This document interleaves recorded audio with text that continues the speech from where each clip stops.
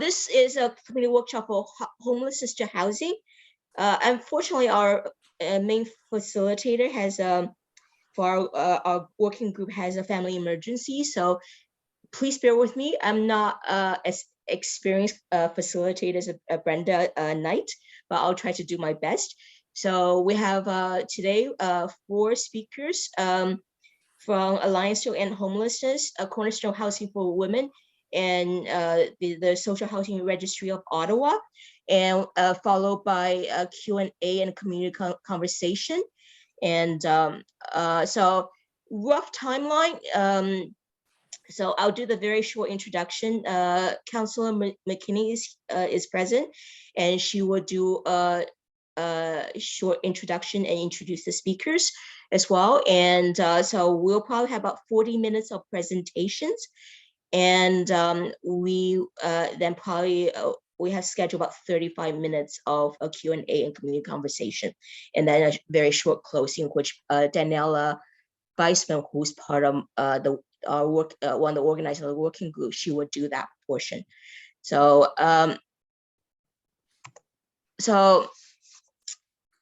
okay, first I'm going to do is, I am going to do the land acknowledgement.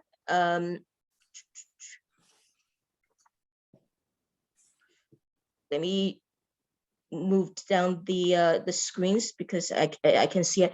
We begin this meeting by acknowledging that we are on the unceded and unconquered territory of the Algonquin Anishinaabe people. We are grateful for this opportunity, and we thank all the generations of Indigenous people who have taken care of and continue to take care of this land. So also the Chart of Respect. Oh, sorry, I haven't shared it. Sorry. Is it shared? Can you guys see it? Yes. Okay. I can see it. Okay, so, and I'm going to also read out the CCA Chart of Respect. The Central Community Association is committed to provide a professional, friendly, safe, and welcoming environment for all participants at its meetings and events, regardless of gender, sexual orientation, disability, skin color, ethnicity, religion, national origin, economic situation, age, or language. We expect all participants and speakers at CCA meetings and events to help ensure a safe and positive experience for everyone, both in conversation and in the chat room, by treating each other with dignity and respect. The requirement for respect at all times applies to all communication forms, including phones and email. So, okay, and okay, it's not advancing. Okay, there. So the active CCA, Central Community Association groups are Trees and Green Space and Sustainability Garden Team, Planning Committee, Heritage Working Group, Anti-Racism Working Group, Single-Use Plastic, Farmers Market Working Group, Seniors Committee, Housing Affordability Working Group, and our newest one that launched last week is Climate Change Working Group. So please comment if you work or owns a property or work or owns a business in Centertown, come and join us. The website is, here's the website, social media, and Twitter, and so we actually have our AGM on Wednesday, January 26th, 7 to 9 p.m. There'll be more information about it later. And Zoom protocol. This session is being recorded. If you do not wish to be recorded, please turn off your video. If you could, please rename yourself to your full name unless you do not wish to be identified in the recording. And you can do that by the bar on the bottom. There's a ... and usually there's a rename function, or in the participants, go to your name, which should be on the top. Right mouse click should bring up a renaming function. So due to the numbers, we have, I think, over 150 people registered, maybe a bit more, because I checked an hour ago. Please mute yourself unless you are identified to speak, and to pre-ask question in the chat, please start with QQQ so that it's easier for us to spot. And to ask questions during the QA session, please post your question in the chat. Be aware that we might not be able to get to all the questions, in which case you will be, we will try to get back to you after. So this is the housing continuum. And we are basically looking at the beginning from homelessness, emergency shelter, transitional housing, up to social housing. So we're looking from homelessness to housing part of the housing continuum. And this diagram is a standard diagram provided by CMHC. So, and in Canada, there's multiple definition of affordable housing, and that's what we're trying to change with a lot of groups getting together. But the more definition we want to use for deeply affordable is that it costs less than 30% of household before tax income. For actual affordability is it costs less than 30% of the households before tax income, or rather than the CMHC definition that it's below the average market rent in a region, or 30% of household income. So those can be more often used for moderate, shallow affordability, or moderate affordability rather than deep affordability. So so some facts. I didn't have a chance to find the numbers for homelessness, but there's about 22,500 units rent geared to income housing in Ottawa. Waitlist is managed by Social Housing Registry of Ottawa, and there's about 52 independent nonprofit housing provider. The OCH is the largest, I think a little bit over 15,000 units. Centertown Citizen Auto Corporation, or CCOC, is the second largest at around 1,600 units of mixed housing, and 50 or more nonprofit housing provider, including cooperatives, support around 6,000 subsidized units. Sorry, I didn't get the stats for homelessness, but there's a lot of people in shelters and or those temporary shelters in hotels and motels, as well as there are people living rough in the streets. I actually spoke to a young guy in his 30s at the gas station on Bank and Gladstone. He said he was in shelter most of 2020, but he was living on the street in 2021. I spoke to him probably around November. And those are, some of them are not really being counted. And there's also the hidden homeless, people who are couch surfing with friends, or women staying in abusive relationships because they can't afford to have housing by themselves.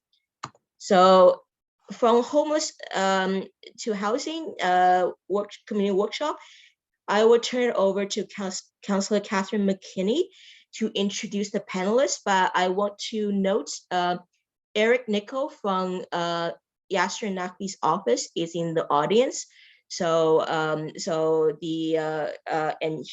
Yasser may drop in later, but definitely his office is listening. So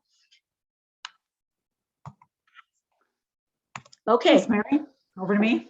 Yeah, over to you, Catherine. Thanks, Mary. Thank you to Centertown Community Association for holding this. Homelessness to housing. I think we can skip that transitional piece. I think that everybody who is homeless is ready to go into secure, full-time, permanent housing. And I thank Centertown for keeping this on your agenda. People know how to live, they know how to live in housing. It really does come down to what governments do to ensure that that happens, and at every level of government, certainly. So tonight we have 4 speakers, and I get to introduce them. I'm going to start with Kaite Burkholder Harris, who I often turn to for advice and discussion around housing and what the city can do. And Katie, many of you will know, is the executive director at the Alliance to End Homelessness Ottawa. Prior to the Alliance, Katie worked at the national level as a policy analyst with Reaching Home. That's the federal government's homelessness partnering strategy. Previous to that, she worked as a system planner with the Canadian Observatory on Homelessness and spent a number of years working as the project manager for Away Home and preventing and ending youth homelessness. Next, we have Sarah Davis, who is the executive director of one of my very favorite housing organizations, Cornerstone Housing for Women. Welcome, Sarah. Sarah has been supporting vulnerable populations, primarily women that are at risk or have experienced homelessness for over 15 years now. Sarah has considerable experience working as a frontline staff and has progressively taken on more senior roles with various social justice and social service organizations across Ontario. So looking forward to hearing from Sarah. Next, we have Jayne Stoyles, who's new to at least the registry, not new to housing, but joined the Social Housing Registry of Ottawa as executive director just this past December. So welcome, Jayne. Jayne held executive director positions in the not-for-profit sector for 23 years, working on domestic and international human rights issues, and founded a legal training center social enterprise as an innovative way to fund a charity. So welcome, Jayne. And then also just recently retired from the Social Housing Registry is my very good friend, Ishbel Solvason. She held that position for 23 years. And I was at the city, I think, when she came on. So Ishbel and I have been on the phone with each other and discussing housing and homelessness for 23 years. She spent her career working in social services. She's committed to justice, fairness, transparency, and I know that Ishbel has been asked to speak across the country about both the social housing registry and issues of affordable housing. So great lineup, Mary. Thank you to CCA, and I look forward to the conversation. Okay, I'll stop sharing.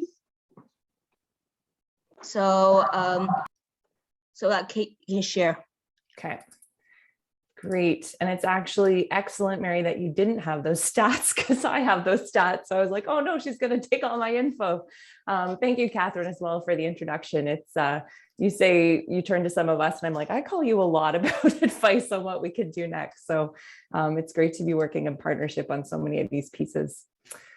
All right. Can everyone see that? Yes. All right. So just going to do this, present. All right, so as Catherine had said, I'm the executive director of the Alliance to End Homelessness. We are a member-driven coalition in the city. We represent about 70 agencies within the city who work with people experiencing homelessness. And our focus has really been, advocacy, public education, mobilization, and increasingly something more along the lines of systems planning and coordination work.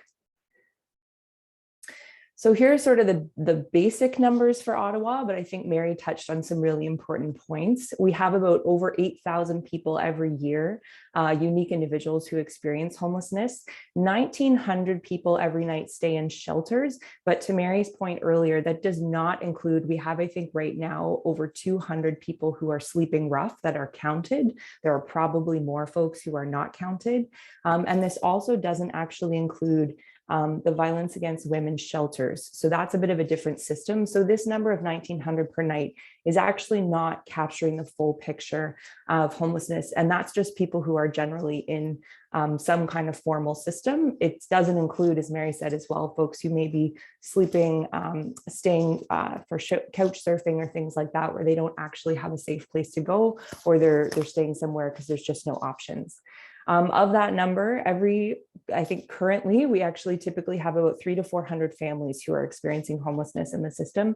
Many are in offsite motels, and that cost currently to the city, it's about $3,000 per family or per unit for every family. And so that's a pretty significant cost. And the reality is, if we were focusing on rent supplements instead with a really housing focused strategy, we could be housing those same families for basically $700 every month with rent subsidies. So there are solutions, and that's not only on the city, that's very much, we need funding for those rent subsidies, but we are paying a lot anyways, so that people are staying, unfortunately, in hotels. We also, in the latest 2018 PIT count, the new one should be coming out soon. We haven't seen the report, but in 2018, they did a point in time count and found that 24% of people identified as First Nations, Inuit, and Métis. But we know that that is an undercount for a number of reasons. But Indigenous leaders have consistently pointed to, people not necessarily feeling safe to self-disclose when they're at maybe non-Indigenous services. And nationally, that number is at minimum 30%, and it's usually higher. So we know that that number is not representative, and there's more work being done to improve that information and that data to understand better. So what causes homelessness? The big question. I don't know that I'm among people who think very differently tonight. I think most people are probably going to have similar ideas. But, there's often sort of this breakdown from the homeless hub. There are personal or relational circumstances, people fleeing violence, family breakdown, those sorts of things happen. There are structural factors, so those big kind of economic housing market pieces. And then there's systems failures. And the systems failures come into reality when things like a young person may turn 18 who is with Children's Aid, and on the eve of their 18th birthday is going to be discharged into homelessness. That is a systems failure, and that happens far too often in our current system. But what I really want to focus on, because I think it's probably the most relevant to tonight, is the structural factor piece. And it's because I think it's really where we developed homelessness over the last kind of 30, 40 years. Personal challenges are often what we point to. We talk about people who use drugs or substances. We talk about mental health as if these individual reasons are why we have homelessness, except that homelessness has really truly only existed in the numbers for about 30 to 40 years, since the late 80s, early 90s. And that's why we have to pay attention to the structural reasons for it. So where I always point is this picture. This kind of, in a nutshell, is how we got here. We used to, in sort of the post-World War II, CMHC was created, Canada Mortgage Housing Corporation. There was a real investment at that point in private home ownership. But then in the 70s, 60s, 70s, there was significant investment in making sure that there was lower cost rental stock, specifically for social housing units. And basically we built federally 20 to 30,000 units every year. In 1992, the federal government stopped doing that. And we sort of hit this point where over the next 9 years, really stopped investing. And we saw the huge decline in the number of social housing or nonprofit units that were built. And during that time, you see homelessness completely spike. So we now have about 235,000 people every year who experience homelessness, and that's really only speaking to folks in shelters. I think that number is unfortunately now from 2016, so it's probably quite different. COVID has definitely had an impact on the population for sure. And we've also seen a huge change in who is experiencing homelessness, who is showing up in our shelters. And more it is families. Many newcomer folks are experiencing homelessness. They come to the country and are immediately homeless. First Nations, Inuit, and Métis people. So we see these groups that are vulnerable who are showing up more. And it used to kind of be mostly the kind of image of the older white man. But that is not the face of homelessness very much anymore. We also have this kind of system that's very focused on emergency responses. You know, a lot of our investment is on Band-Aid solutions because that's how funding is structured. It's sort of what agencies are able to access. A lot less on prevention and a lot less money on accommodation and support. Though I think there's a lot of reason to hope here because we are seeing more investment in housing and more investment in trying to move towards long-term supportive housing, permanent housing options. So I think we're starting to move that, but right now that's kind of the Band-Aid system that's been created. It's predominantly around crisis response. And that system is really complicated. It's extremely complex to navigate. I mean, I've tried to find things even when I was a worker, and that was really challenging, trying to access services for people in terms of multiple intakes and having to go to multiple places and get referred to other places. And it's just because it is such a complex system that people have to navigate. And a lot of the time, there isn't necessarily like a common thread kind of guiding people through. And the same folks use many different services. So trying to make sure that we're doing that all in cooperation is really important. And I think the other piece to always point out, you know, this is also an old, unfortunately, an old stat from the Homeless Hub, but just the cost of housing loss, the cost of homelessness is significant. When we look at these other systems that people end up in when they don't have housing, when they don't have affordable housing and safe homes, these other systems like hospitals and jails and shelter beds are much more pricey. And I think that actually the shelter bed number doesn't even really reflect the true cost of the shelter. Most of the time, shelters have to fundraise just to keep the doors open and to keep operating. And so we're in this kind of constant tension of just trying to put out the fire and just trying our best to have that basic need met for people. And there's just not enough funding for the right thing to really be able to invest in more rent subsidies, to really be able to invest in those long-term housing options for folks. So here's the good part, now that I've probably depressed everyone. Communities are actually ending homelessness. There are success stories happening around the world. There are success stories happening in Canada as well. And I think we really need to look at the Canadian examples because we can see that, you know, we're not all that different from other Ontario cities, and there's real opportunity here. So the one I always point to is Edmonton. Since 2008, they have seen a 43% reduction in homelessness. That has been a lot of hard work, a lot of community work. And Alberta generally is kind of the province that has done the most work actually on reducing homelessness. And the 7 major cities in Alberta have worked together to do that. Medicine Hat is the first city in the country to declare 100% functional zero homelessness. Functional zero is a very jargony term, but it ultimately means that you have people will always still become homeless, but you're able to rehouse people faster than the number of people coming into your system. So if you have 4 people coming into your system, but you're able to rehouse at 4 or more people a month, then you've actually reached that kind of state of functional zero. Waterloo has also done that for family homelessness, chronic family homelessness. At the height of their family homelessness crisis, they had about the same numbers as Ottawa, per capita anyways. And since 2013, we have seen them reach a point as of this June, they had, I think, 5 families left in shelter. So there is a lot of hope to be had, and it's because they've decided to take a different approach. So the things that are working, and I'm going to be super brief because I know that I don't have too much time, but it really is this idea of system planning. You know, it's that analysis, it's the planning, it's the big picture design of an integrated system and really making sure that all of your many parts, partners, community agencies are working together towards that common end. It's a lot of coordination, but it's kind of having that 1,000-foot view over the system to be able to do the work on the ground. And in Ottawa, we do have strong support from agencies saying that we need this more coordinated approach across the sector. And on the ground for a person, it looks like if I go to this agency or this agency or this agency, no matter where I go, I'm going to have a similar process to get access to resources in the system, and I'm going to be guided to the right place. Even if it maybe isn't this specific agency, there'll be a cohesive enough system that we're all able to move people to the right source soon, and with as few barriers as possible. And I find, you know, when we talk to folks with lived experience of homelessness, they'll say, you know, every time I have to fill out a form, it's one more barrier. Every time I have to make another call, it's one more barrier. So how can we start to reduce those kinds of barriers for people to get them access to service as fast as possible? So the kind of three big pieces of this systems approach, data-driven, we need to be knowing who is homeless today and be able to understand how people are moving through the system. There's something called the Homeless Individuals and Families Information System in Ottawa. That's HIFIS, that's the data system that we have. But to be able to use that as a way for agencies to coordinate is really, really key.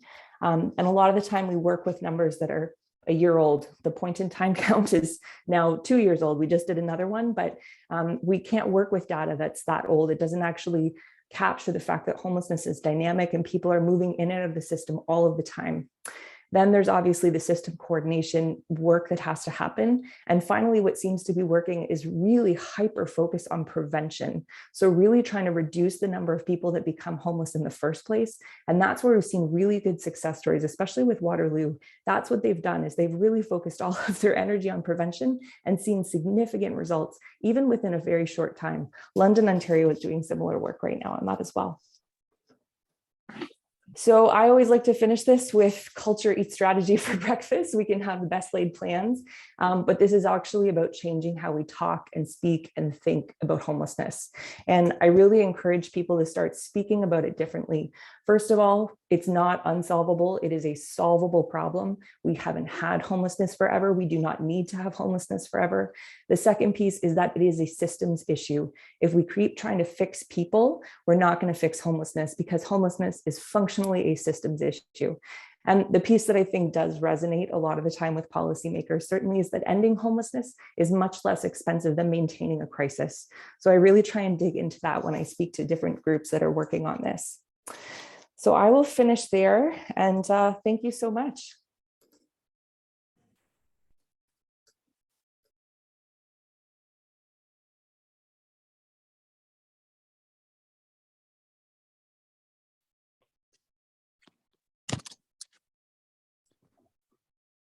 And should I toss it over to, I don't know if Sarah is next? Yeah, Sarah Davis, you toss over. Great, thanks, Mary. I was just about to ask. Katie beat me to the punch I'm there. checking the questions, so you just pass the next speaker, please. Wonderful, wonderful. Great, so I will share screen. Just bear with me here, make sure I'm sharing the right one. And can everyone see that okay? I can't see you, so I'm going to assume your heads are nodding yes. So I only see you. You only see me. Oh, that's not good. I don't see it yet either, Sarah. Did that work? There we go. There you go. Wonderful, thank you. Technology is much easier earlier in the day for me, so I appreciate that. So thank you very much for having me this evening, and thank you for the kind remarks, Catherine, Mary, and always a pleasure to see you, Katie, and hear your speech. I think I've heard that presentation a number of times, and I get just as excited every time I do. So it's a pleasure to go after you today, and I apologize there. So I am going to do a little bit more of a conversation around some of the work that's happening on the ground here at Cornerstone. So Cornerstone, at Cornerstone, women experience what home truly means, often for the very first time in their lives. We help them to build a meaningful life that fits their individual needs and to meet them where they're at. We strive to increase safe housing and to end homelessness. We're committed to public education and advocacy, and we work to end the stigma around homelessness and believe housing is a basic human right. Cornerstone Housing for Women began in December of 1983 in the basement of All Saints Church in Sandy Hill with 3 cots. And on that day, the very first women's only shelter was born here in Ottawa. Our story began with the support of the Anglican Church, and it continues with our membership of the community ministries of the Anglican Diocese of Ottawa. Cornerstone has grown significantly over the years to address the gap in services for women-only program and emergency shelters. We now provide shelter to 61 women and supportive housing to 110 women across our 5 housing communities right here in Ottawa. At Cornerstone, we hold on to the vision that every woman will have a safe and affordable home in our community. Cornerstone's mission in achieving this vision is to provide emergency shelter and supportive housing for a diversity of women. Our services are offered in an environment which promotes dignity and a sense of hope. We're committed to public education and advocacy. We strive to increase safe, affordable housing and to end homelessness. We're often asked why women experience homelessness. How do they come to our doors? Women come to Cornerstone from all walks of life. There are no two stories that are identical. What is similar throughout the various people we support it's a lack of affordable housing and access to mental health supports. Most women have experienced some form of trauma, or they're struggling with their own mental health or an illness, and or have had substance use issues. We've had women come through our doors who are nurses, PSWs, some who have worked in offices or at a restaurant. They are moms, grandmothers, nieces, and daughters. Anyone can become homeless, and it's important that we treat each other with kindness, dignity, and respect. We have a crisis here in Ottawa. In fact, women are experiencing multiple crises at once. We have an affordable housing crisis, which was declared in our city in January of 2020. An average one-bedroom apartment here in Ottawa is $1,500 a month, which is far more beyond the financial capacity of the women that we serve. Almost 1,000 women become homeless every year. Cornerstone serves 600 women each year. We have a mental health epidemic. We have an opioid epidemic in Ottawa that impacts both men and women. Cornerstone has seen a rise in overdoses by 100% in our shelter and housing. We're now administering naloxone to women once every 10 days. We have a global pandemic. Cornerstone is the largest Ottawa shelter and housing organization uniquely tailored to the need to women that have experienced homelessness or at risk of homelessness. We offered emergency shelter and supportive housing at our 5 locations, an outreach program to women in Ottawa. We give professional and spiritual care to a diversity of women. Thanks to the support of our donors, partners, and friends, Cornerstone Housing for Women helps 170 women every day, and we help nearly 600 women every year transform their lives from crisis to hope, housing, and healing. This is Elena. She's originally from Brockville, Ontario. She struggled with mental health for years. She had some family issues and ended up at Cornerstone's doorsteps as a young woman. She stayed with us on 2 separate accounts at our shelter downtown, then moved into a supportive housing residence at Mclaren, and now she has a home of her own. She lived precariously for years until she found Cornerstone. Elena went from a life of not knowing where her next meal would come from, where she'd be sleeping. She struggled with mental health for years. She had a breakdown in her family relationship and is now has a home of her own. And this is her dog, Stuart, and she's employed as a nanny. She really found herself here with Cornerstone. Cornerstone has 4 supportive housing residences, an emergency shelter, and an outreach program. We serve 172,000 meals per year, and we have 160 volunteers. There's a lot going on at Cornerstone to provide the quality services to women who use our services. 42 women each night call Booth their permanent home, 20 of which are seniors and need complex care, many who benefit from a food program from our licensed kitchen. 42 women live at Princeton Avenue, 35% of which are Indigenous and participate in programs geared specifically to them. 20 women live at Mclaren every day and receive person-centered support. 6 women live at McPhail every day and receive supports to transition into Ottawa community as new Canadians. In addition to housing, Cornerstone provides many other supports to women every day. 3 meals and a snack is prepared by our food services team, and we have 160 volunteers who unfortunately many have not been able to come in during the pandemic.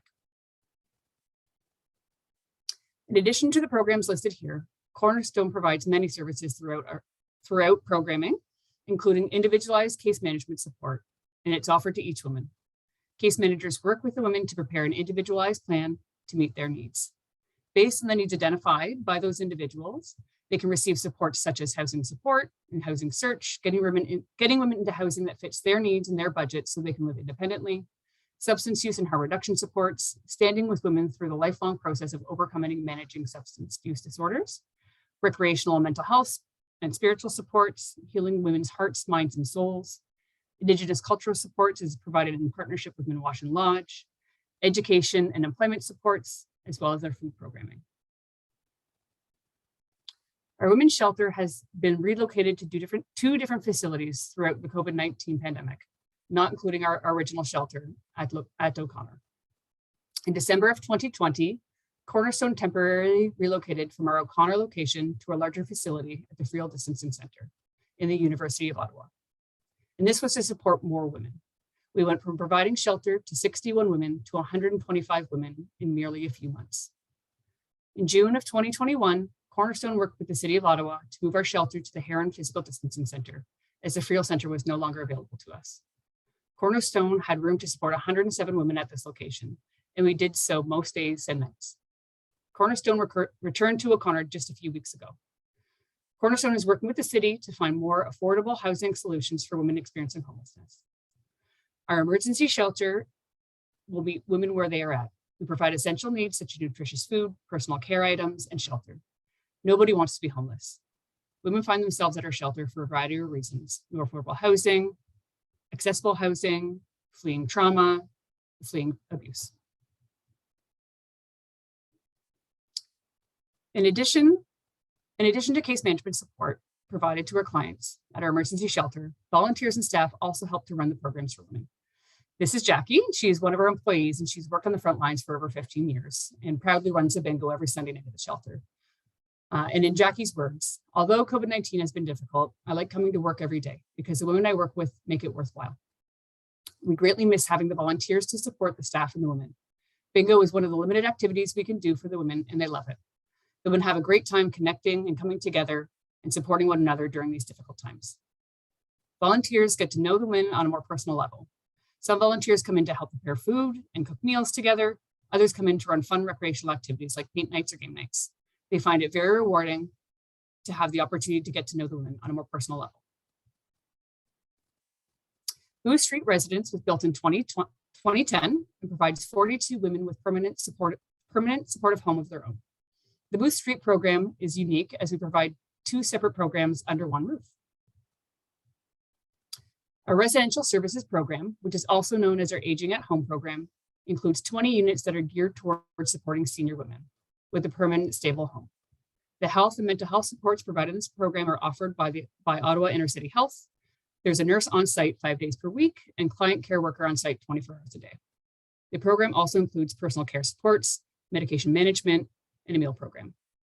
Our second program is a supportive housing program, and this includes 22 beds geared towards supporting women with high levels of acuity, meaning women who struggle with complex needs stemming from trauma, mental health issues, or substance use. The program includes an optional meal program, medication management, 24-hour-a-day staff support, medication services, accessibility supports.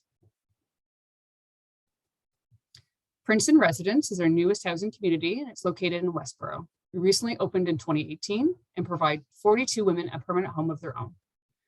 Princeton provides housing and services to women who need moderate support. The women who live in Westboro are transitioning out of crisis, but still need some help living in the community. Princeton is home to our unique Indigenous and cultural supports program, which supports Indigenous women who make up more than 35% of Princeton's residences. Indigenous peoples have experienced substantial historical traumas that still impact their communities to this day. In response, Princeton has dedicated a large portion of the apartments to Indigenous peoples as a commitment to truth and reconciliation. Cornerstone has a great relationship with Minwashin Lodge, which partner with us to offer more supports for Indigenous residents, such as food resources and counseling. For many women, the Indigenous Cultural Program is the first step in accessing more culturally appropriate services that fit their needs. Indigenous residents are able to explore pieces of them and their culture in a safe space, and all the other residents can learn alongside them. Mclaren Residence is located in Centertown and provides 20 women with affordable long-term housing with coordinated supports, encouraging as much independence as possible. Mclaren Residence offers flexible, individualized services that are tailored to each woman's needs with wraparound supports. We aim to support women in a way that is person-driven, enables independence, offers dignified respect, meaningful support, and inclusive and strength-based manner in the women's home. McPhail Residence offers cooperative transitional housing to 6 women who are new to Canada, require affordable housing with some supports until they are able to secure a new life for themselves. All residents share a common kitchen, living space, dining space, utilities, and have a beautiful backyard for summer visiting and barbecues. They're given access to supportive resources as they transition into independent living. COVID-19 has been difficult for everyone. It's been especially difficult for women who do not have a place to call home, and for women who are struggling with trauma, mental health issues, or substance use. We have quadrupled our cleaning services in our shelter and our housing residences, changed our food delivery service model to single servings, closed our in-kind donation program during the lockdowns, increased our shelter capacity by over 100%, serving 125 women from our mere 61. We have 160 volunteers, but COVID has reduced this number to nearly 60 volunteers this year.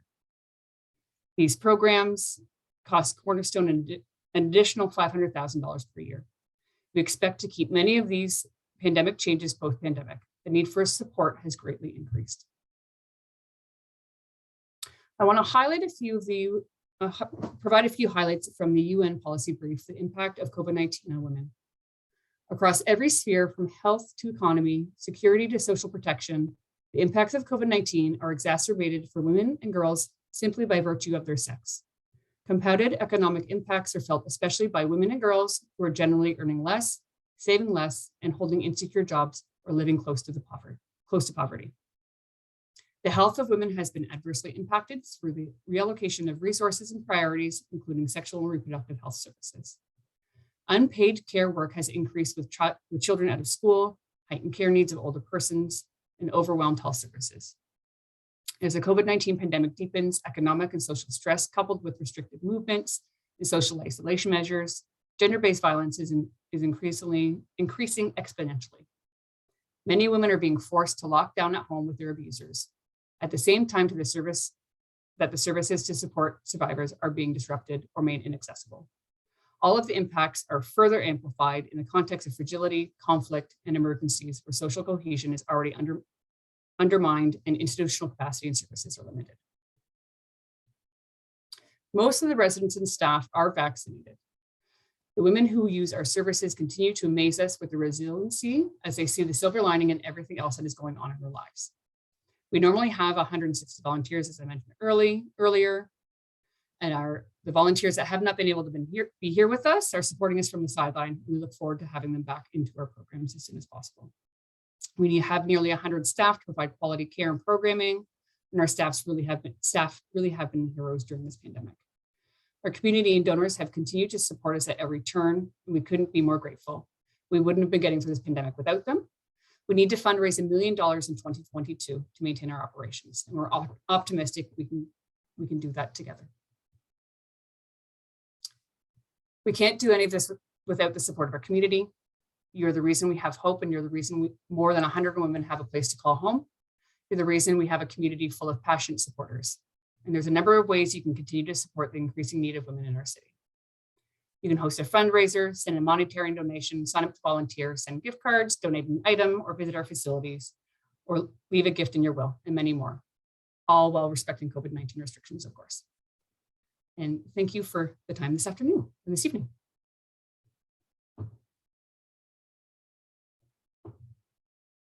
And I believe over to, I've lost my, Jayne, everyone moved while I was talking.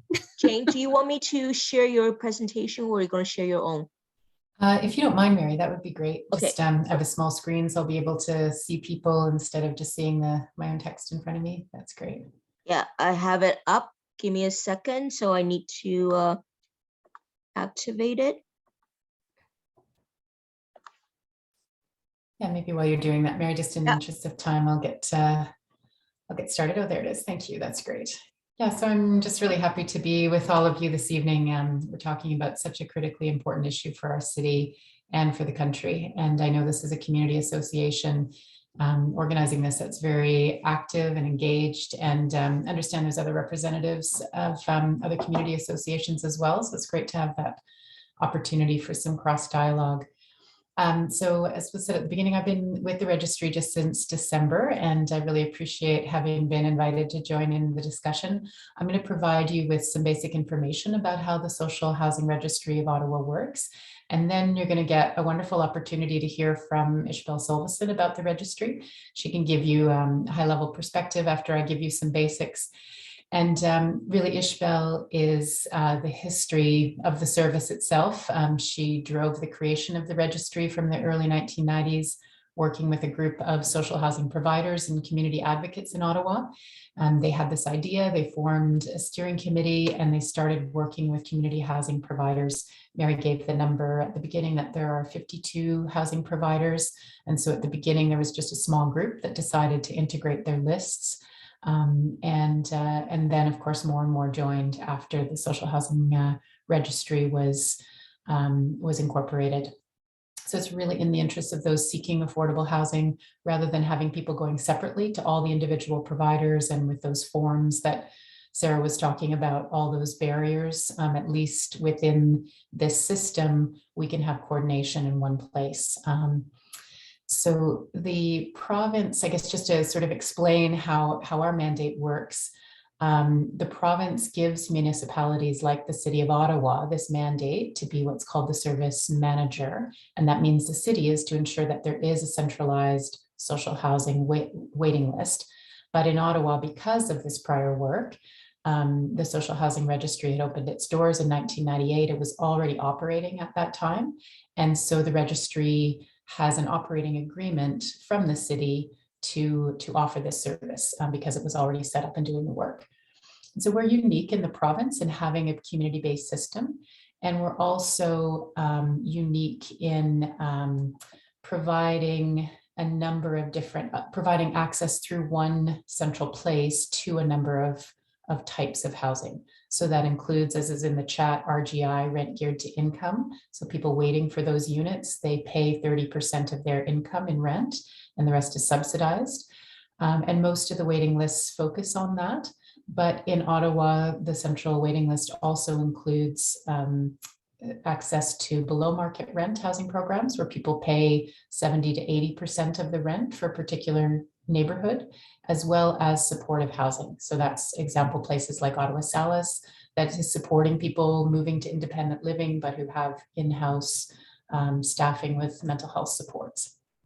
So we have those three programs in the waiting list. So what's up on the screen is the eligibility requirements.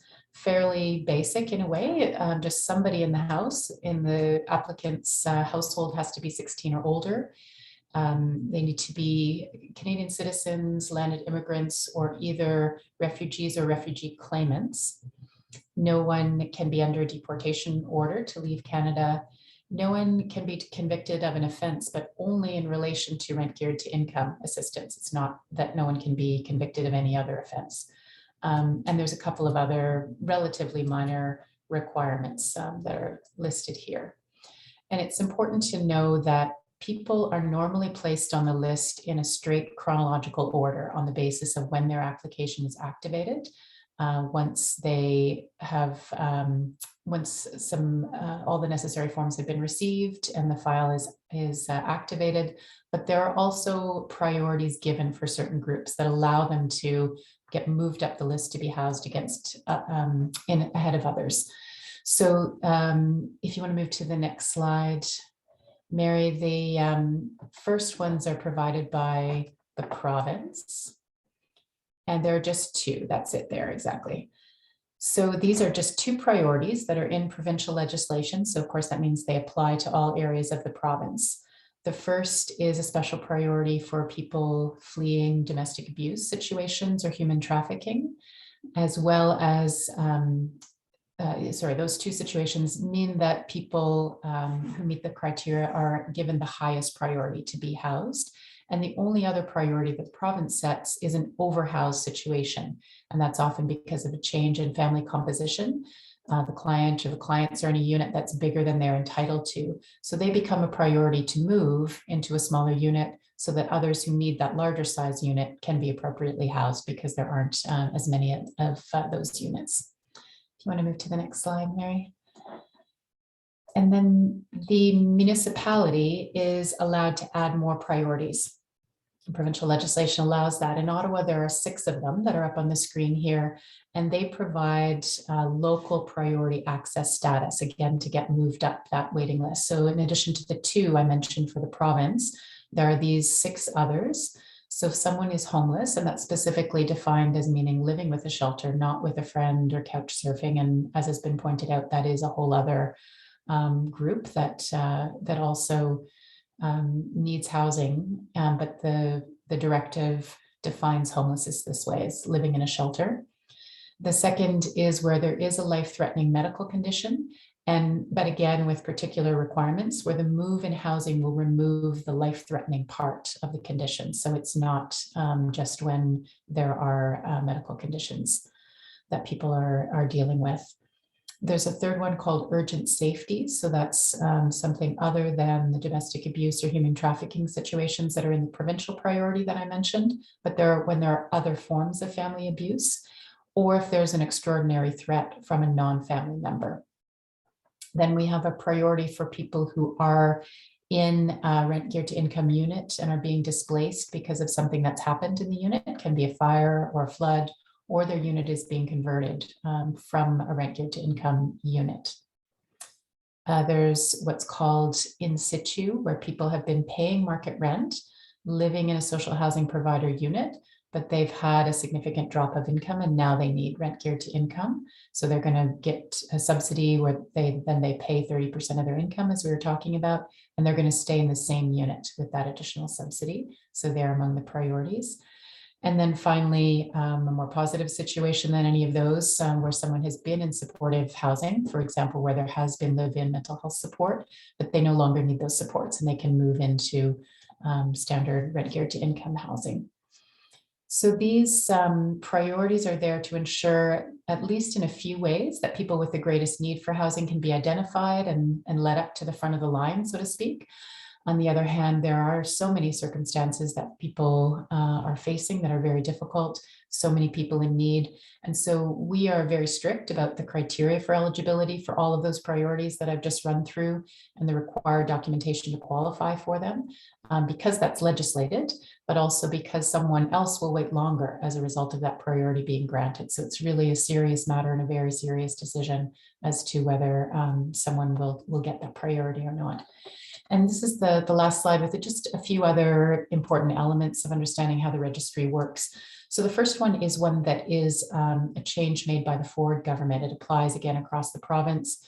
So that is that people must accept the first offer of housing made to them. They used to get 3 offers and they could accept any of those offers and be housed. Now they get 1 offer. If they don't accept it, if it's considered to be an appropriate offer, they don't accept it, the file's canceled, and their only option is to start again with the list and the years of waiting. Second important thing to know is that there is an appeal process, an internal review for various types of decisions. And I won't go through the process for that, but it's got a number of steps and involves a panel at the end. So it's meant to give people an opportunity to challenge decisions, primarily that the registry makes, and to ensure fairness. We always are giving the bad news to people that it's going to take many years unless they're amongst those priorities, in particular, the highest priority, the special priority for urgent, for people fleeing domestic abuse and human trafficking. Unless it's that or one of the other highest priorities, it will take years. And we are in a position always of delivering that news to people 4 years, 6 years, 8 years. We have seen longer for those on the general chronological waiting list. So those are important things to understand about how it works. And then the last point is just I guess really an overall reminder. This is all governed by provincial legislation, by City of Ottawa directives. And then our organization is a nonprofit. We have the service agreement with the city. So we really support clients in understanding all these requirements, the documentation that can certainly be overwhelming otherwise, and in assessing where a priority applies and ensuring that everyone is treated fairly, ethically, and consistently within these rules. And just the existence of a central waiting list instead of people having to navigate all of this themselves can help with that. So with all of that background, I'd love to turn it over to Ishbel for some higher level comments. And thanks, Barry. I don't think there are additional slides, then we can just see Ishbel.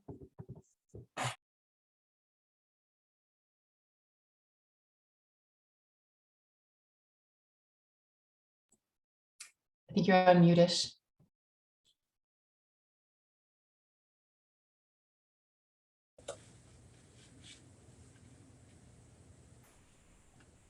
Jeepers, sorry. I said I was watching the Q&A to see what kind of questions were coming up. Sorry, I muted myself. I think the RGI question was answered by somebody else, but just a quick one. Rent geared to income is what you would all know and we would all know, is they used to call it traditional social housing. Now there's a more focus from the feds and the province to call it community-based housing. But that is the stock that is, people are charged rent at 30% of their gross income. And that's the original part of the centralized waiting list. Many housing providers might have market rent units as well, but those are separately managed by those housing providers who have the market rent lists. Another question I saw pop up was about the one offer and has it created issues? Well, I will say that I was surprised that the government, maybe I shouldn't say this, but anyway, I was surprised the government went to a one offer process, largely because people were used to, many people have been waiting many years, and they were used to the concept of having 3 offers. If they didn't like their first offer, they still had 2 to come. The provincial government implemented this because they felt it would make the waiting list turn over faster.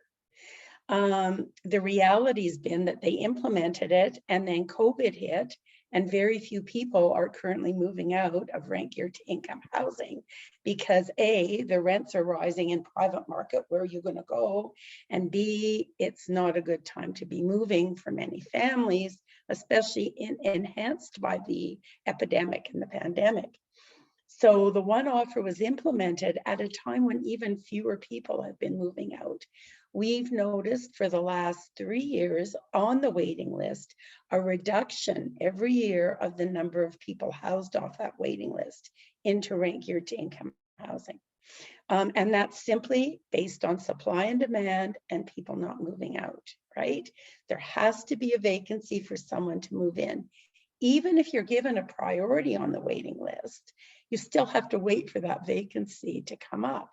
And it's good for all of us, I think, to remember, and Jayne did mention it, every time we create a priority on the waiting list, we're making the people who don't have a priority and are also in desperate need of rent geared to income housing wait longer. So we can tell you that the average wait, we can tell you what average wait times are. Those are influenced based on where you choose to live, which providers you choose to live with, and what their stock looks like, and how often that stock turns around on a regular basis too. So we've seen fewer people being housed over the last 2 or 3 years. Our stats for 2021 are not completed. They're not really completed till the end of January. We give providers a bit of extra time to make sure they've told us if anybody's been housed, so that we're capturing the most accurate data for the end of the year. And we released that first to the City of Ottawa and its role as service managers. And then it's up to them how they choose to release it. But because the waiting list goes like this through the year, giving a number, if it's not the end of the year, is very difficult to navigate. Just like you'll know that we get people calling us and saying, tell me where I am on the waiting list. Tell me what day I'm going to get an offer of a unit. Impossible to tell. It's many lists within our list, and you as an applicant could apply to, say, 300 different units if you meet the bedroom count. And then you might be on a different place in every list, depend on who has applied before you, who's applied after you, and also how many people are given a priority on any given day. So to give you a practical example of that, because that is something we often hear, a practical example is today, I have an application, we'll say for Nepean housing because they're not on the call. So I'm going to say I have an application for Nepean housing for a 3-bedroom townhouse at Draffincourt. And today I'm number 95 on that waiting list. But by noon today, 10 people have been given special priority for Nepean housing at Draffincourt in a 3-bedroom townhouse. So I've slipped from 95 now to number 105 on the waiting list, while another person was housed that day. So now I'm number 104. And then of course, some other people may have come on with local priorities, and I may be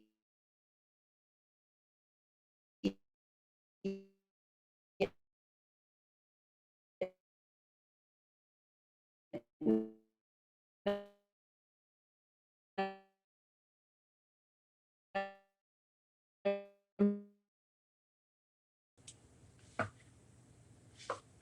have been assessed. We do know from the waiting list that those people who have no priorities attached to their file, the regular chronological folks, as Jayne mentioned, are waiting longer and longer and longer for housing. We know that there are some areas of the city that wait longer for housing because lots of people want to live there.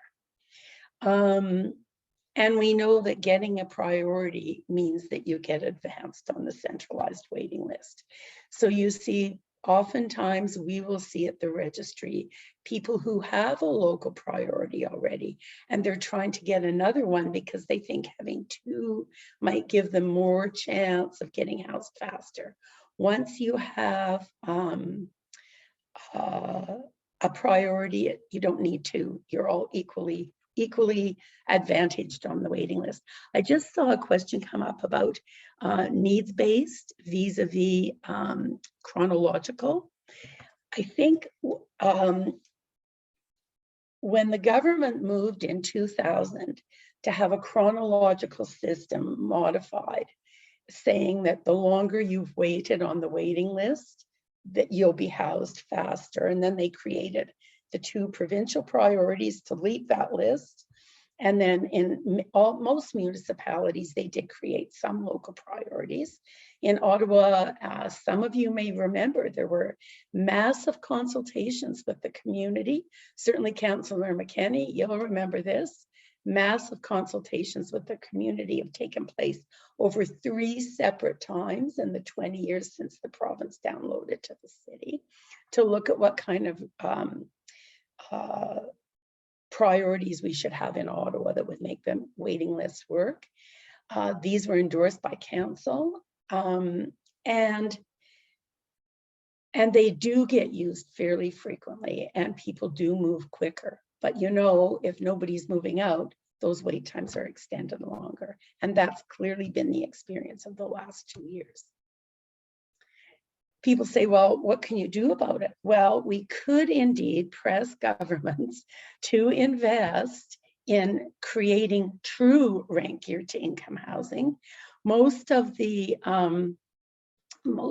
housing that's been built over the last 3 years that's coming from federal, provincial, and city money has been very committed to what we call the below market rent program, which is the program where you're paying 70 or 80% of the average market rent in that particular community into some of the new builds. It's a separate list. We manage it, but it is a separate list. It is not reducing the number of rent geared to income units, because many folks on the RGI list or the centralized waiting list couldn't afford to pay the 70 or 80% of the AMR. So what we need to do is make a real, we really need to ask federal and provincial government to reinvest in forwarding at the RGI price. I think that's going to be important going forward. Sorry, I'm making it a non-gratuitous political comment, but I think that we need to look at those things. We need to look at some of the things that the Alliance is presenting as real and fair options to house everyone, knowing that all those people who are on that chronological waiting list and do not have priorities attached to them may indeed be getting into a position where they're going to need those priorities attached to them. They can't afford their market rent unit anymore. Rents are going to start to go up again now that we're in 2022. People who've been hanging on won't be able to hang on. And so we're going to see a lot of people coming in who really need this resource, and we can't forget about them. I guess that's one of my comments. I'm not sure I've answered all the questions that have been in the chat, and I don't know how much time we've got, Mary, in terms of timekeeping. We're 7:36. We have 20 minutes for questions. Okay. So I'm going to start reading out some of the questions that has come in. Some of them have been answered already, and some are have not. And sorry, I think I missed the document. So okay. So one question is for Councillor McKinney from Tom. Why are affordable units not being built on big suburban developments like Barrhaven? Well, most affordable housing is needed downtown, close to services. However, when we talk about large developments, that is inclusionary zoning. The city was granted the right to impose inclusionary zoning on developments. However, the province only allows it in transit-oriented development areas, so in and around rapid transit. So that really does eliminate where we can impose inclusionary zoning about 80% of overall development. So fingers crossed, you know, June will give us a provincial government that understands housing much better than the one that we have today. I see Thomas asking inclusionary zoning. That is a process. It's a planning process by which you can have rules that when a developer develops over 100 units, a municipality can impose a certain number of them to be affordable within that. It's not a silver bullet. It will hardly make a dent in affordability. It will hardly make a dent. It won't make any dent in homelessness, but it makes overall developments more inclusive rather than simply for rich people.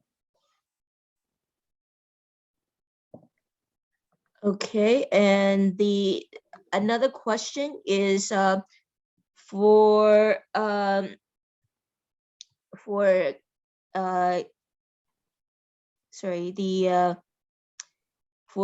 Jayne or Ishbel, and it's from Moo. Why is regular rent going up and making more people homeless? Well, we don't have anybody who's private landlord on the call or on this call tonight, I don't think. But I could suggest to you that private landlords put their rent up every year based on the rental guide that comes from the RTA. They would tell you they're not in the position of losing money. They don't want to do that as a private landlord, and they will use the maximum amount allowed to them to put their rent up every year. We're seeing that. There was also a point where there was a downturn in private market rentals, and some private market landlords gave people a break for a couple of years on their rent, knowing that when they signed their lease, that then that rent after that long would go back up, not only to what it should be, but what it was increased to be. And that has made people homeless. A couple of times that's happened in the cycle, in the cycle that we live with, that has made people homeless as well. Okay, another question is the next question is for Sarah from Cornerstone. It's from Ariel. Is Cornerstone inclusive to trans women and non-binary folks? Yes, we are. So we serve anyone that identifies as woman, non-binary, gender fluid, and gender diverse. Absolutely.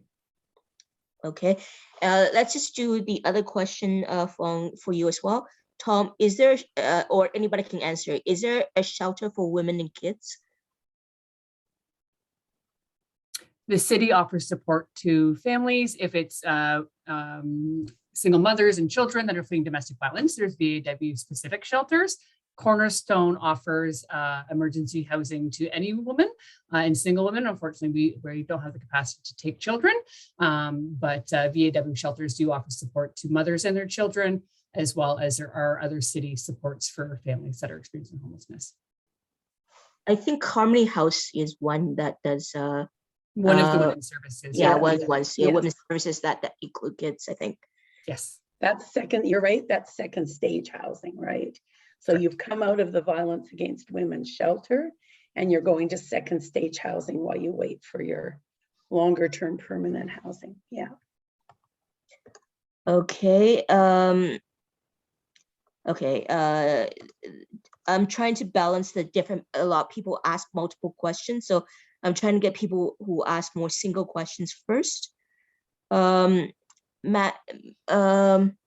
actually, I think this one's been answered before. Madison asked, is the housing registry service meant to act as a stepping stone for folks, or can they use the service long-term for housing? Kate answered it. The housing registry is for permanent housing options. Yes, that is correct. And Stephanie asked, what is the definition of a valid offer? And Ishbel answered, I think it was the if before it was 3 and now there's 1, and that's the same similar question to Jerry. Has the 1 offer versus 3 offer created problems? Yes, because people are not sure about it. What is deemed to be a valid offer? The city went through a fair bit of work, the city housing branch, to determine what makes a valid offer. Means that the person must have chosen that on the waiting list. First off, that's the first important thing. The second important thing is that the housing provider has reached the person, had conversation with them, made that offer, and the person has had an opportunity to view the offer and decide whether they're going to take it or not. That's the first 2 pieces. I mean, there's a couple of other things in there, but the first 2 pieces are the important part in terms of the validity of the offer. One is that you must have selected that on your selections in the waiting list. And the other thing is that you must have had contact from the housing provider, not just left a message. They must have found a way to engage with you. Okay, thanks. There's one from Susan Glass. Are you still going through them, Mary? Okay. Yeah, I'm still going through them. Okay. This was a question from Stacy. She's asking if how can we increase the supply of RGI and other social housing units? And Ishbel's answer was urge governments to invest in these systems and in housing. I will maybe Councillor McKinney can also answer that, and maybe I think Councillor Fleury is also on the call, so maybe the councillors can answer that for this question. Well, I think Ishbel had it right. Governments have to invest. There was a time when federal and provincial government provided rent-geared income subsidies. They no longer do that. So any funding we get from the National Housing Strategy at municipal levels simply for market rent or 20% below market rent. So National Housing Strategy does not provide for deep affordability. So cities like OCH, Matt Fleury is here and sits on, well, he chairs the OCH board. We sit on that together. We have to go and find, to make those units deeply affordable, we have to, as a city, find rent supplements, housing allowances to offset that. So like everything, it is about funding. And if you know, you can do things to make people's lives better, you can do things to be more efficient, but in the end, you know, when upper levels of government don't invest in housing, we have people in shelter for years. We have ever expanding wait lists. We have people falling into homelessness at alarming rates. People outside sleeping, and that's the reality of it. So it seems complex, but it's not really. It's to build enough housing and give people enough money to live. Right. I don't know if Matt wants to add to that. No, we agree. I mean, it's about investing in affordable housing and creating those options across all communities. And I always go back to everyone has a right to a key to a unit with a lease. Until we really focus on that, we miss the point. Thanks for that. Yeah. We also have Stephen Gigier from OCH on the call, so maybe I'll pass that question to him as well to comment as a housing provider. He was also a guest speaker at our second community workshop. Thank you, Mary. What can I say? You know, with great leadership at the city, and I think that they hit the nail right on in terms of the impact. RGI supply, there's a a lack right now, clearly, of supply. And Katie, you presented really well the data that we stopped back in the 90s. So we need to produce thousands of units in order to sustain the growth and the needs. In addition, we need new dollars in the RGI model, because the National Housing Strategy address what it's called the missing middle, which address a different bracket of income that is higher. And again, I think that those conversations like we have tonight, great panel, by the way, will be very useful and helpful in the next couple of months and years to come here.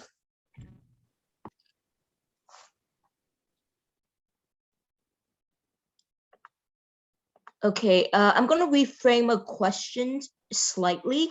This is from Jerry, and he was asking about a specific word, but I want to change it to how many affordable housing units have been built in Ottawa approximately in the last 4 years. Katie, do you have that number offhand? I don't. I feel like Matt or Catherine will. I had a comment on another one, but you guys go ahead. I didn't even think to bring it. Am I sorry about that? I know it, but I didn't think to bring it. I don't want to make a mistake. I think I'm aware of several hundred, because I know the 811 Gladstone just came, have moved people in November, and CCOC, I'm actually living at the Arlington Passive House, and there is the Carleton Community Health Hub was 42 units. The CCOC Arlington was 16. I don't know if Haven was within the last 4 years, but the veterans one came live. I believe the Youth Services Bureau had a new one on Riverside, and there's a number, so at least several hundred, I think. Oh, but I don't know the exact figure. You're right, Mary. I would say several hundred, probably mid-range of several hundred, but I don't know the exact figure either. I'm just kind of, these are the projects I know of, and there are quite a few, and I believe Rochester Heights 2 is being planned by OCH, as well as Gladstone Village is starting planning, early stages. The NCC Liberation Flats library parcel is supposed to be 120 units, I think, for multi-faith housing initiative. And CCOC has Forward Avenue in construction now. That's supposed to be 49 units. There's probably others I don't remember, but these are the ones I can recall off the top of my head. And you're right, the Haven was within the last 4 years. Yeah. And that's like almost 100 units, wasn't there? More, I think it's more, slightly over 100 units. That's out in Barrhaven. Somebody asked the question if they're truly like RGI or if they're below market rent, as we call them. And most of the new units, I just think it's fair to say that most of the new units coming on board are below market rent. That's based on the other 2 levels of government, the feds and the province, and what their contributions will be in their complicated programs. Is this fair to say to the 2 councillors? Their complicated programs lead us to build below market rent units. And the city, where it can, has been very, very good about putting in some rent supplement units into those new communities. So there will be a percentage of RGI, but you can't guarantee that at the outside of the build. And that's because the city here has been creative. Stefan, that's kind of the fair comment, I think. Hey, that's what your experience has been. Yeah, okay. Yeah, and also in terms of affordability, Ishbel, you're right. And Mary, you have a good memory of the build around Ottawa.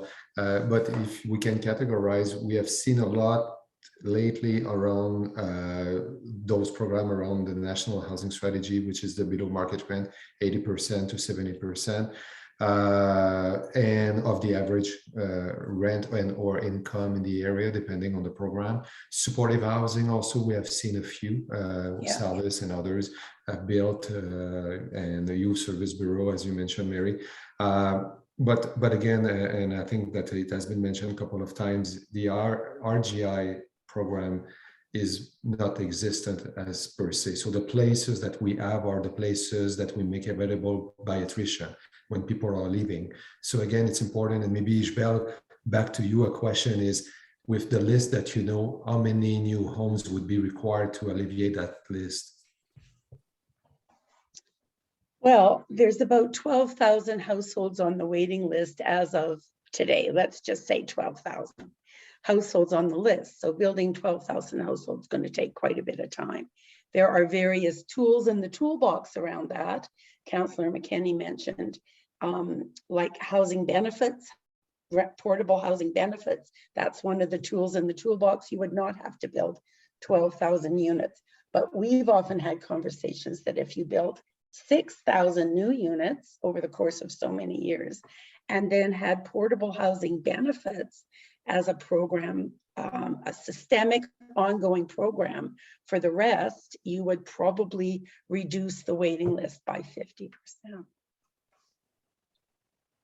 And I'm no mathematician, but I can just by knowing that, right, that you could see that that's how it would get reduced very quickly. So we need to see the feds and the province invest in that in a heavier way than they've been prepared to do so far. And my hat's off to the two city councillors who are on this call, because in Ottawa, you have tried to make a big difference, but we do need the feds and the province to invest in a way that we haven't seen.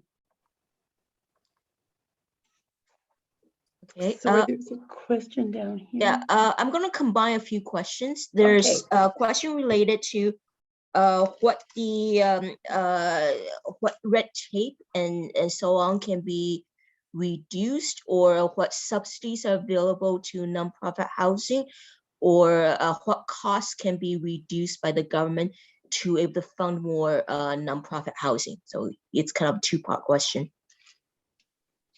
because I think the nonprofit housing, both are time issues from development to end, maybe 4 years or more, and also there's a cost of paying for the nonprofit housing, both in terms of the construction as well as operating subsidies. So I don't know who wants to take first, who wants to go first with this question. I'm going to nod to Stefan.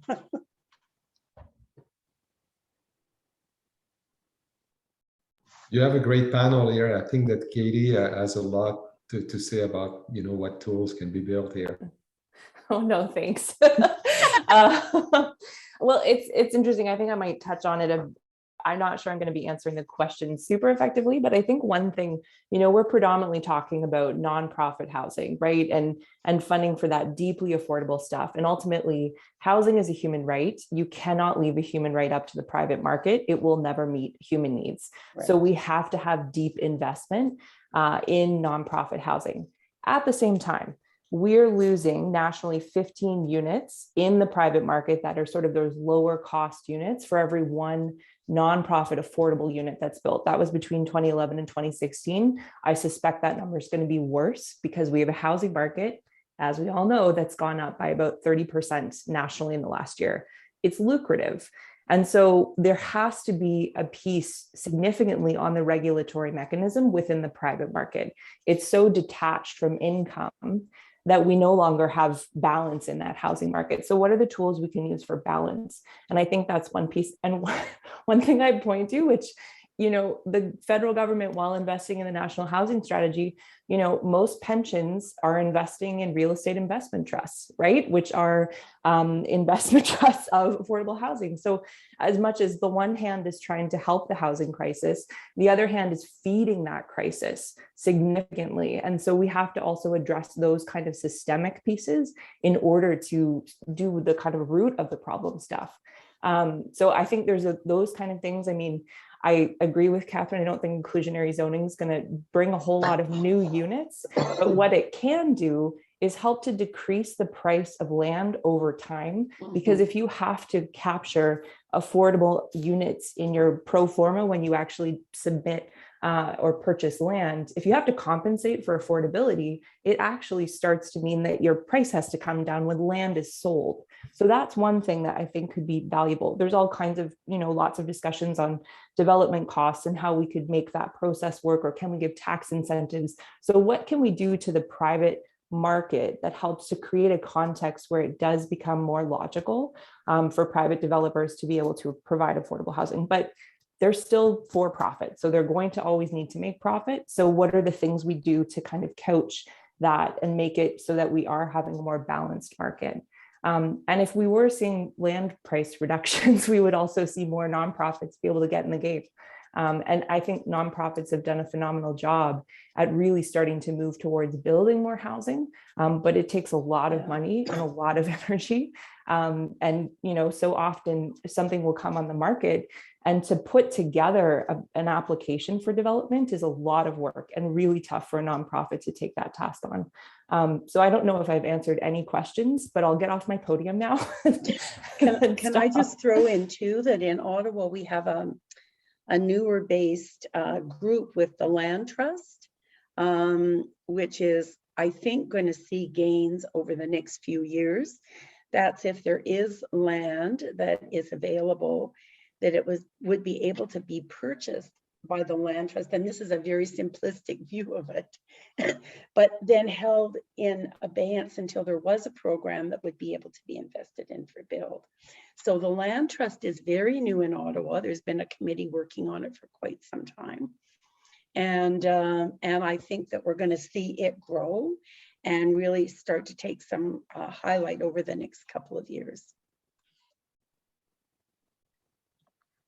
And we need the community working together, as you're doing, Mary, with having this meeting tonight. We need the community to work together and come together. Yeah, I'm going to put in a comment on my own. I looked at the Vienna social housing model, and I love that model. The city of Vienna owns, I think, 220,000 units directly, and through a limited profit partnership, they are developing 5,000 units a year since the 80s. So that's another 200,000. So about half the people in Vienna's population is 1.9 million actually live in social housing. If their income rises, they don't have to move out; they just pay more as a percentage of income, and that is refreshing. But they started doing that in 1919 when the land was well, actually they actually pressured the landlord by taxing the land transfer tax extremely high. So, and they become the entity that acquire a lot of land, because they can acquire it. Of course, if they sell privately to private owners, it's taxed heavily. So they made it more advantageous for people to sell to them than to sell to another groups, and they built a lot. And